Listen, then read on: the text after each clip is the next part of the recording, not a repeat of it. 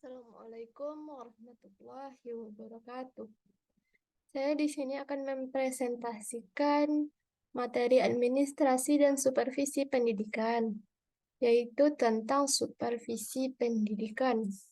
Sebelum itu, perkenalkan nama saya Nila Irfianza dengan NIM 2232955, berasal dari Prodi Pendidikan Agama Islam, mata kuliah DM, sesi 0109. Materi pertama yaitu konsep dasar supervisi pendidikan. Supervisi pendidikan adalah suatu usaha mengkoordinasi dan membimbing secara kontinu pertumbuhan guru di sekolah, baik secara individu atau kelompok.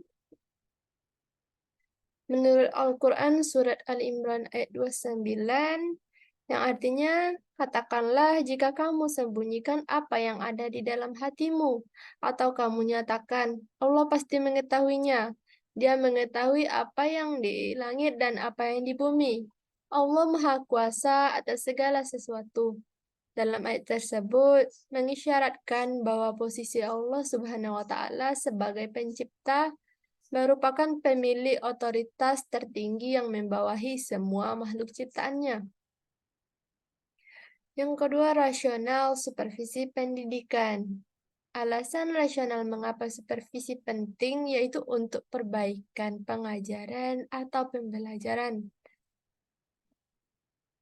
Menurut Towson dan Butterworth, ada 10 faktor penentu terwujudnya proses pembelajaran, yaitu keefektifan kepemimpinan kepala sekolah, partisipasi guru dan staf, proses belajar mengajar yang efektif, pengembangan staf yang terprogram, kurikulum yang relevan, visi misi dan yang jelas, iklim sekolah kondusif, penilaian terhadap kekuatan dan kelemahan, lalu komunikasi efektif baik internal maupun eksternal, dan keterlibatan orang tua dan masyarakat secara intrinsik. Lalu, apa tujuan supervisi pendidikan? Bukan hanya untuk memperbaiki mutu mengajar guru, tapi juga membina pertumbuhan profesi guru, termasuk di dalamnya penggandaan fasilitas yang menunjang kelancaran proses belajar mengajar, peningkatan mutu pengetahuan dan keterampilan guru-guru. Lalu fungsi supervisi pendidikan menurut Rifai ada 7, yaitu untuk sebagai kepemimpinan, inspeksi, penelitian, latihan dan bimbingan, sumber dan pelayanan, koordinasi, evaluasi. Sedangkan menurut Sutisna ada 4 fungsi supervisi. Yang pertama adalah untuk sebagai penggerak perubahan, sebagai program pelayanan untuk memajukan pengajaran, sebagai keterampilan dalam hubungan manusia, sebagai kepemimpinan yang kooperatif. Lalu ruang lingkup. Ruang lingkup supervisi pendidikan ada 2. Yang pertama adalah akademik, lalu manajerial. Kita lihat akademik. Akademik ini menitik beratkan pada pengamatan supervisor pada masalah-masalah akademik, hal-hal yang langsung berada dalam lingkungan pembelajaran, yaitu memiliki ciri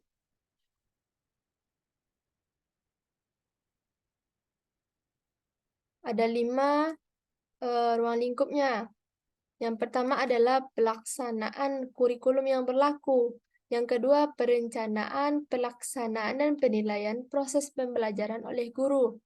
Yang ketiga, pencapaian SKL, standar proses, standar isi, dan peraturan. Pelaksanaannya. Yang keempat, peningkatan mutu pembelajaran melalui modal kegiatan pembelajaran. Lalu, bagaimana dengan supervisi manajerial? Supervisi manajerial merupakan kegiatan pemantauan, pembinaan, penilaian terhadap kepala sekolah dan elemen sekolah lainnya dalam mengelola, mengadministrasikan, dan melaksanakan seluruh aktivitas sekolah. Ada 3 ruang lingkup, yaitu pembinaan, pemantauan, dan penilaian. Lalu, Prinsip supervisi pendidikan. Ada 4 prinsipnya. Yang pertama, prinsip ilmiah. Prinsip ilmiah mengandung ciri seperti memiliki data yang objektif, yaitu sesuai dengan kenyataan, fakta. Yang kedua, perlu alat perekam data seperti angket, observasi, percakapan pribadi, dan lain-lain. Lalu yang ketiga, supervisi dilaksanakan secara sistematis dan terencana. Yang kedua adalah prinsip demokratis, yaitu pelayanan dan bantuan yang diberikan kepada guru berdasarkan hubungan kemanusiaan yang akrab dan kehangatan sehingga guru-guru merasa aman untuk mengembangkan tugasnya. Demokratis mengandung makna menjunjung tinggi harga diri dan martabat guru, bukan berdasarkan atasan atau bawahan. Yang ketiga adalah prinsip kerjasama, mengembangkan usaha bersama. Menurut istilah supervisi, sharing of idea, sharing of experience, memberi support, mendorong, menstimulasi guru sehingga mereka merasa tumbuh bersama. Lalu yang keempat adalah prinsip konstruktif dan kreatif. Setiap guru akan merasa termotivasi dalam mengembangkan potensi kreativitas. Kalau supervisi mampu menciptakan suasana kerja yang menyenangkan, bukan melalui cara-cara yang menakutkan. Lalu yang terakhir adalah peranan supervisi pendidikan. Supervisi pendidikan memiliki 7 peranan. Yang pertama adalah sebagai kepemimpinan. Kepemimpinan supervisor adalah kepemimpinan pendidikan yang membantu perkembangan guru. Supervisor sebagai pemimpin hendaklah mempunyai kemampuan menggerak atau memengaruhi agar mau meningkatkan kemampuan profesionalnya. Lalu yang kedua adalah supervisi sebagai inspeksi untuk mendapatkan informasi mengenai pelaksanaan proses belajar mengajar yang dilaksanakan guru. Yang ketiga adalah sebagai penelitian untuk mengetahui data lebih lanjut yang lebih objektif mengenai permasalahan yang ditemui pada waktu inspeksi atau data dari laporan perlu penelitian. Yang keempat, supervisi sebagai latihan dan bimbingan.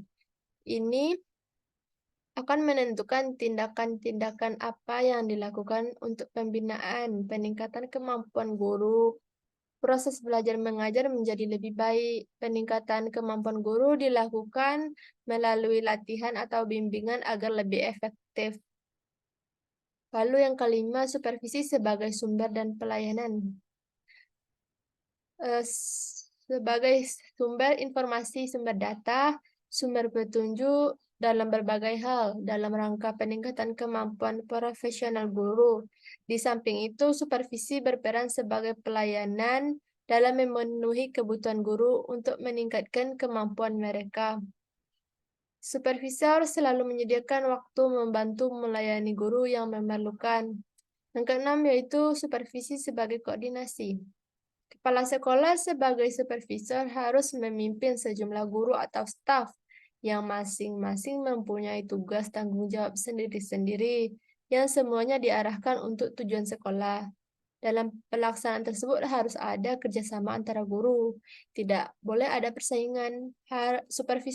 Supervisor harus membagi-bagi perhatian dan dalam memberikan bantuan dan pembinaan kepada guru dan tetap menjaga agar setiap guru dapat melaksanakan tugasnya dengan baik.